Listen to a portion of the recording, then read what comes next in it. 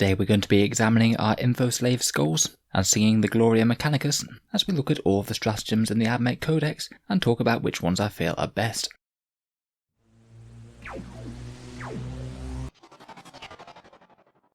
Hello and welcome back to Auspex Tactics, the strategy focused 40k channel where we're all about getting the most out of our miniatures on the tabletop. Today we're continuing in our Admech series for a video voted for by the channel's Patreons to have a look and a general discussion over the Admech stratagems.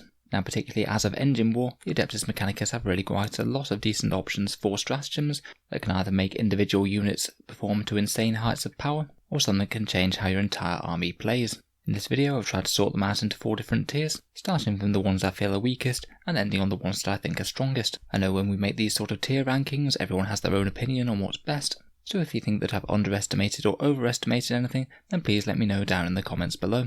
It'd be good to get some discussion going, particularly for any slightly less obvious uses of these stratagems that I might have overlooked. With all that being said, we're going to go over every single Admech stratagem that they have, for everything from the main book ones to their Forge World specific ones, to their new ones from Engine War. We'll start with tier 4, the weakest, and go to tier 1, the strongest.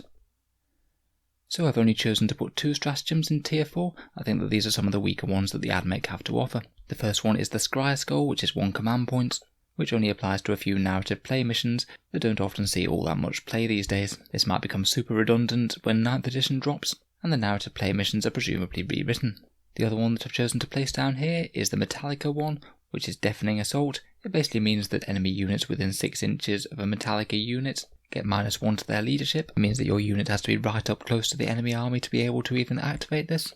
And even then, a lot of armies are morale immune, or are mainly vehicles and things, so it's not going to be that relevant against that many people. Moving swiftly onwards to tier 3, I think that all of these can have uses, but they either don't have the best damage return on the command point invested, or they're just a little bit niche in when they can be applied. First you have Data Spike, D3 wounds on a vehicle with one of your tech priests in close combat. It's a good one to remember, but not typically one that I'd think about trying to go out of my way to use. It's just not that efficient in terms of converting to mortal wounds, because you have to roll to hit as well. Next we have Benevolence of the Omnissiah. This is the 5+ mortal wound save for vehicles against things like Smite. Could potentially be handy if you are pushing forward with Admech vehicles of some sort, maybe Dragoons, and you were going up against something like a Grey Knight or Thousand Sons list, where they could be eating a significant amount of them. In general though, with only a 5+ Feel No Pain type save, you are going to be needing to eat a whole ton of mortal wounds to make this viable, though if you are facing Smite spam then that might be the case.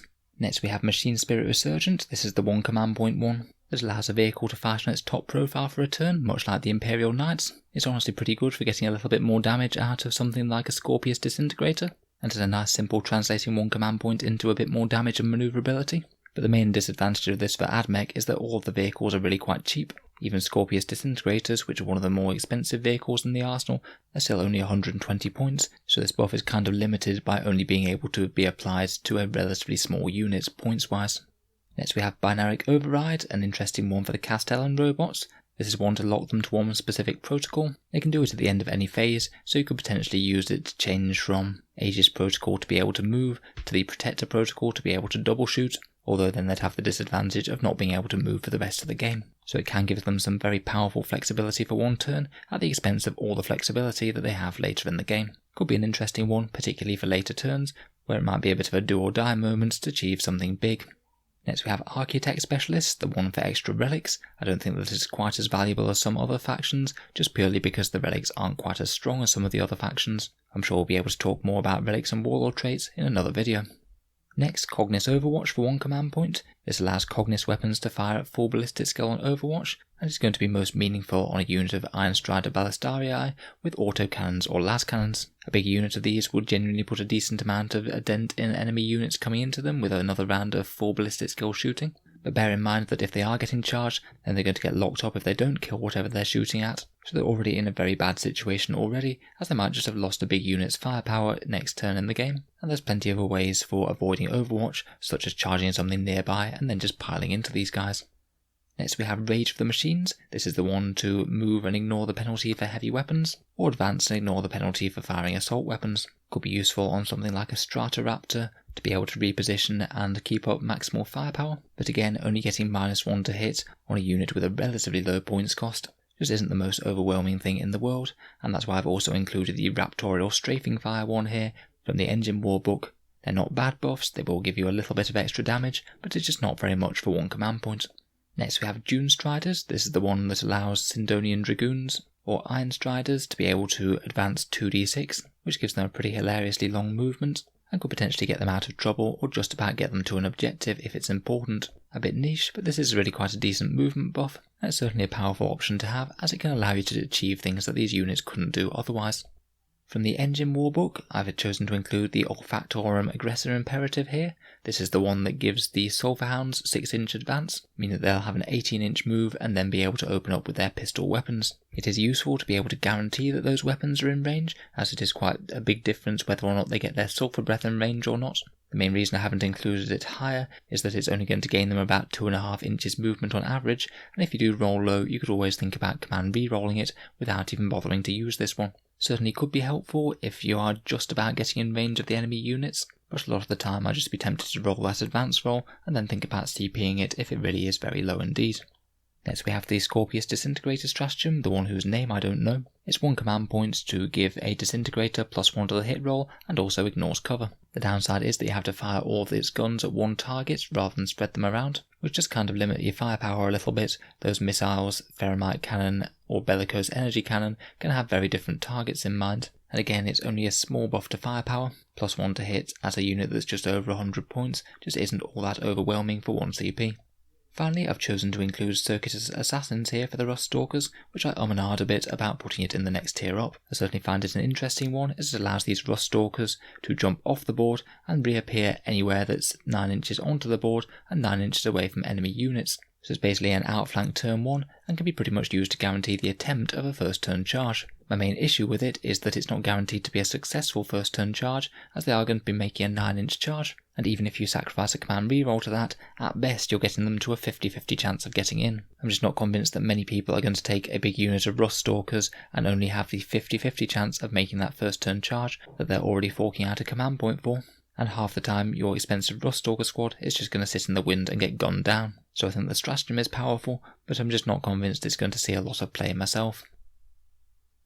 Next up, we're moving on to Tier 2. All these stratagems I think are really decently powerful and can potentially have a big impact on the game in certain circumstances. I've only saved a very few for the top tier, but don't get me wrong, all of these can be absolutely excellent and either access really powerful abilities or get you some solid damage outputs for the command points invested. Starting with the main book, we've got Infoslave Skull for 2 CP, basically Auspex Scan for Admech Infantry, sort of okay on things like Skitarii, Rangers and Vanguard, but potentially absolutely devastating on something like a unit of Cataphrons. Your enemy could very easily turn up with a unit just next to them, and then you could just hoover them straight off the table with a bunch of plasma fire, or arc rifle shots for example. Certainly a good one to have in the bag, and one that could change your opponent's deployments just by it existing.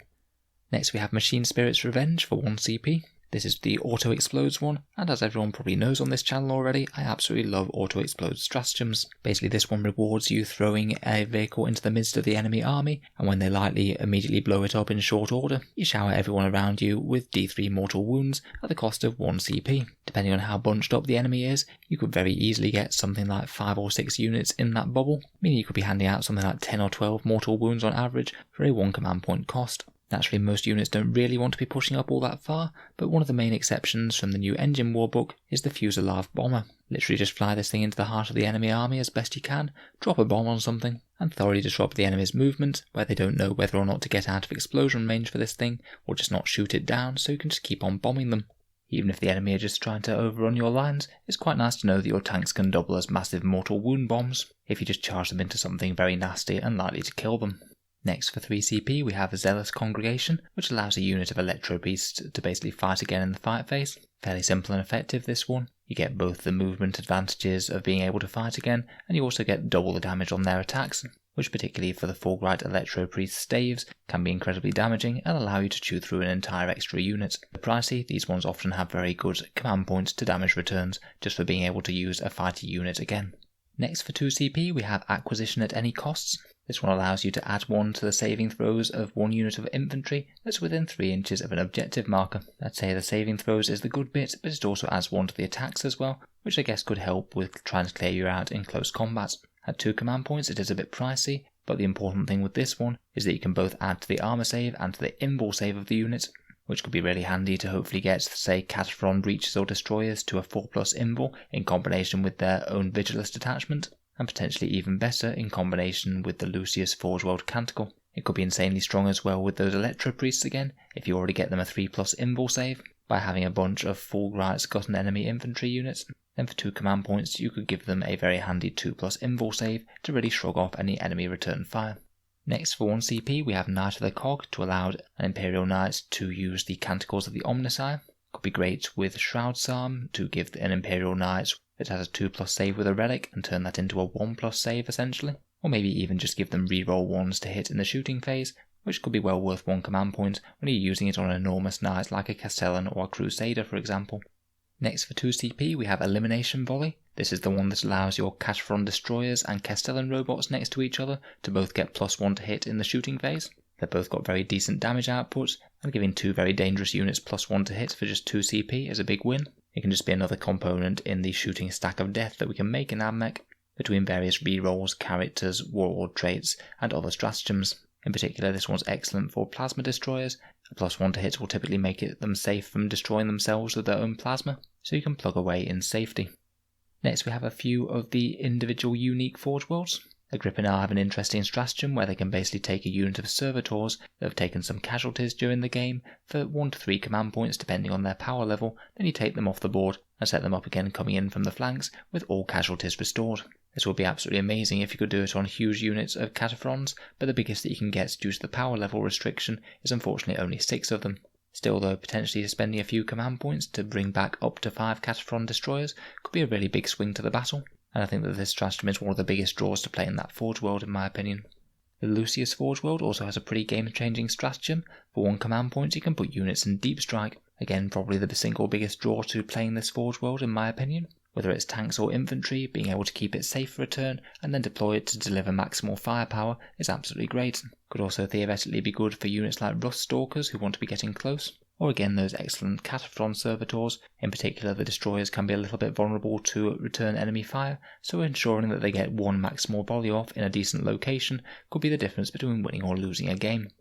Next we have Wrath of Mars for 2 CP. This is the one where you select 1 unit and any wound rolls of a 6 or more get a mortal wound in addition to their normal damage. So you'll see maximal return on this in units with absolutely tons of shots. Things like Sicarian Infiltrators can be a great target, seeing as they put out 50 shots with their Flechette Blasters, averaging about 5 or 6 mortal wounds for their damage output, presuming no other rerolls. But I think that you can get the maximal use out of it by using it on a huge unit of Castellan robots, used on a unit of 8 of them with Belisarius Core nearby, and the Warlord that gives you the exploding 6s from the new Holy Order Warlord traits, and their 108 shots will turn pretty hilariously into an average of 108 hits, which will be a mighty 18 mortal wounds for a 2 command point stratagem. Obviously that's some hefty investment there, but turning 2 command points into 18 wounds is pretty crazy. Next for 1 CP we have Graia's stratagem, which is Steel Mind Iron Logic. This is really nice to have against Psychers. 1 command point means that any psychic power within 24 inches of a Graia unit can just go away if you manage to roll a 4+. So excellent if your opponent has 1 key psychic power they really need to work, maybe Gate of Infinity for Paladins or something, or Warp Time for virtually any Chaos units. Having the chance just to shut it down no questions asked is really solid, and of course you can re-roll that 4+. I think that's one of the reasons where occasionally we saw Graia detachments used as allied Admech. Finally, for the Forge World specific stratagems, we have Stygia's Clandestine Infiltration. 1 command point to basically allow a unit up to 9 inches and not within 9 inches of an enemy unit can be a great thing to get aggressive units up the board quickly, or even just get a whole load of screening units into the midfield to protect the rest of your army and tie up the enemy. One of the best things about this is that it's not limited to infantry, so it's a really good tactic to use on something like a big unit of dragoons, as it means that they're almost certainly going to be able to get a first turn charge. Very powerful one indeed, this one. I've also chosen to include pretty much most of the ones from Engine War here. The majority of these are just priced really quite efficiently, and they're ones that could certainly bring good tactical options in games. I'll run over them briefly here, but I have talked a bit more about them in my main review of Engine War for the Adeptus Mechanicus if you'd like to go and check that.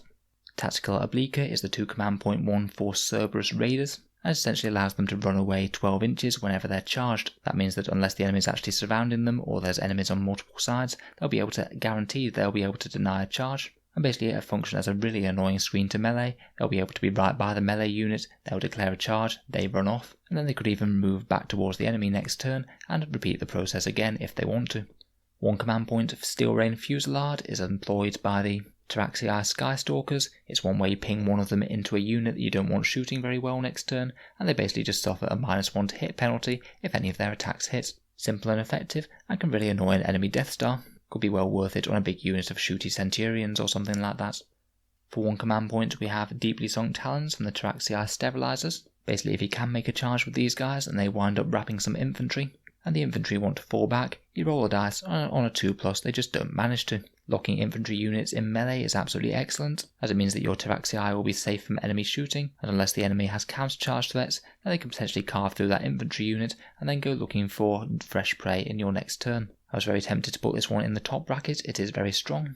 The main thing that's hold it back for me are that it has to be infantry, which is a little bit limiting, and the fact that the Sterilizers aren't always going to be guaranteed to get a charge even out of Deep Strike, and you do need to be engaging an infantry unit that isn't going to hit you back too hard, as at only toughness 3 with a 4+ save, they could potentially lose a significant amount of their number to a big unit of Primaris Intercessors or something. When you do manage to make this one work, it could be absolutely game changing, but I think that it's a little bit harder to make work than it might be first apparent at first glance. Next we have Seismic Bomb for one command point. This is where a Fusillade drops a bomb that halves an enemy's movement, advancing and charge rolls. Thoroughly excellent on any slow moving melee unit. You don't even have to target the same thing you're bombing with your regular bombs. This one has a lot of potential to be disruptive to an enemy army, particularly something like Orcs. Say if they want to jump a unit, they're really going to struggle to make a charge out of Deep Strike when it's halved. Next we have Evacuation Sequence for the Dune Rider. This is free, so you may as well use it any time that one blows up, unless you've already used it that phase. It basically just means that the units inside don't suffer the casualties for the transport dying. You don't have to roll, and if you roll a 1, anyone dies. Obviously an auto include, but unlikely to be truly game changing in my opinion. For one command point we have Perpetual Incense. This is the one that gives -1 to hit for the Sindonian Dragoons once they're in melee. Very nice to have a reactive defensive buff like this one. They are going to be finding themselves in melee if things are going right, and they're already at least somewhat durable to shooting with that -1 to hit there. Depending on exactly what you're fighting, or if your opponent tries to countercharge them, then this is a really good shout. Next we have Electrofilament Countermeasures. This is the one that if you have a command uplink, then any enemy units within 6 inches won't be able to use their aura abilities, though they can use them again if they do just back away and go just outside 6-inch range from the Archaeopter. I think in reality most enemy units are going to be able to get away if they want to, so it might be more of a massive disruptive movement pain as opposed to actually turning off enemy auras, but still this has the potential to be a real annoyance to enemy characters. You might be able to really mess up their positioning or force them to take the loss of their auras for a turn. For one command point we have Pattern Iteration Identified. This is the one for the Iron Strider Ballistarii, where they get +1 to their wound rolls against anything that isn't Titanic. Typically for the last cannon ones, that'll mean that you're wounding on 2s rather than 3s, a 25% damage boost, which is okay, but not enormously overwhelming in my opinion. For me this really helps upgun the autocannon variants, as I think that having strength 7 with +1 to wound is a much bigger deal. It'll mean that they'll be wounding toughness 8 on 4s, toughness 7 on 3s, and anything less on 2s, so it can be a bit more of an upgrade for those in my opinion. I would say though that this is only going to be particularly efficient using it on the bigger units of the Ballistarii. If it's just 1 or 2, then it's really not going to make a big difference to damage output.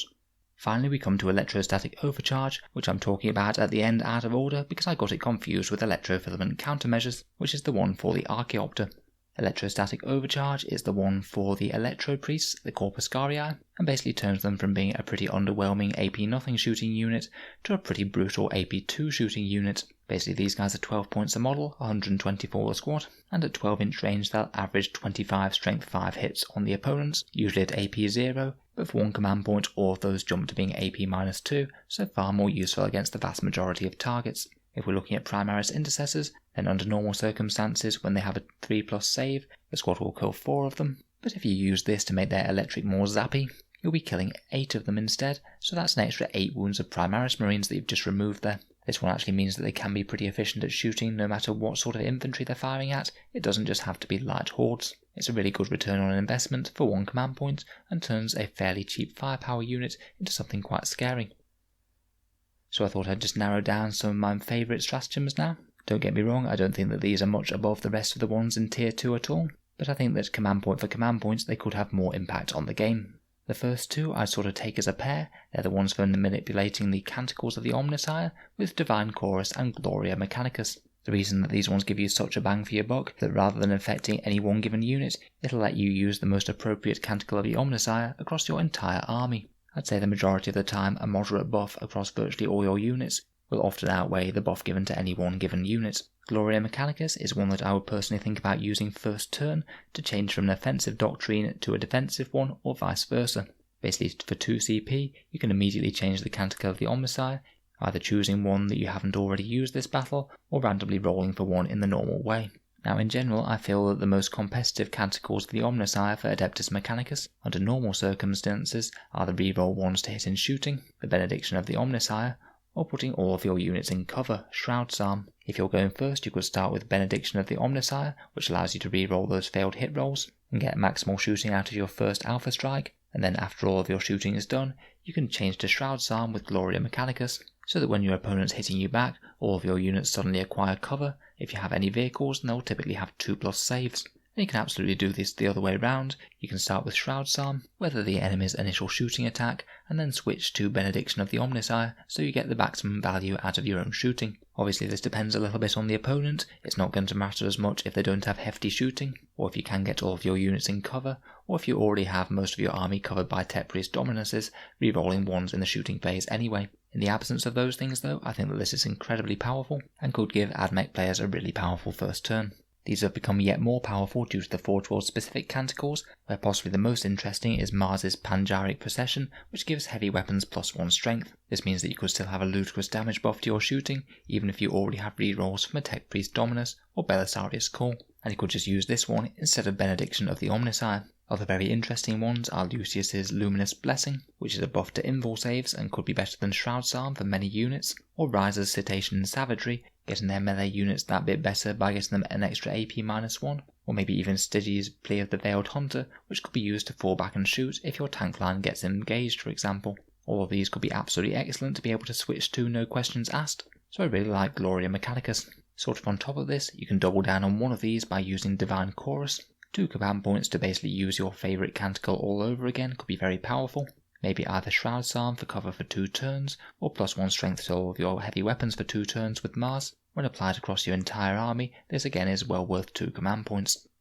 Next, for just 1 command point, we have the Mechanicus Locum ability. This is one from the new book, which allows you to basically just buy in as many Warlord traits as you want at 1 command point a pop, and unless any other information comes to light or any other FAQs come out, then I believe that you can use these on Holy Order Warlord traits. The Holy Order traits are just absolutely excellent, allowing you to cycle through 3 different forms of buffs and picking the strongest ones, many of which are absolutely excellent with shooting castles, one of the things that Admech does best. Being able to access potentially all 4 of these across various different characters, if you want to pay the command points up front, could be incredibly powerful. You can either stack an absolute ton of buffs on the same units, or perhaps have different characters in different areas supporting different parts of your army which are aiming to do different things. 1 command point for interesting all-game aura buffs are generally good, and there's a ton to choose from the Holy Order Warlord traits.